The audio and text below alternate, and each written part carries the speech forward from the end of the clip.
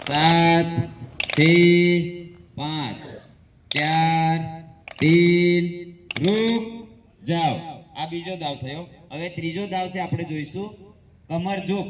એક વખતે ઉપર ને બીજા વખતે ખાલી નમવાનું છે, બીજું કશું આમાં નવું છે નહીં, બરોબર? तो कमर झुक दाव लीडर के साथ रुकावट से शुरू।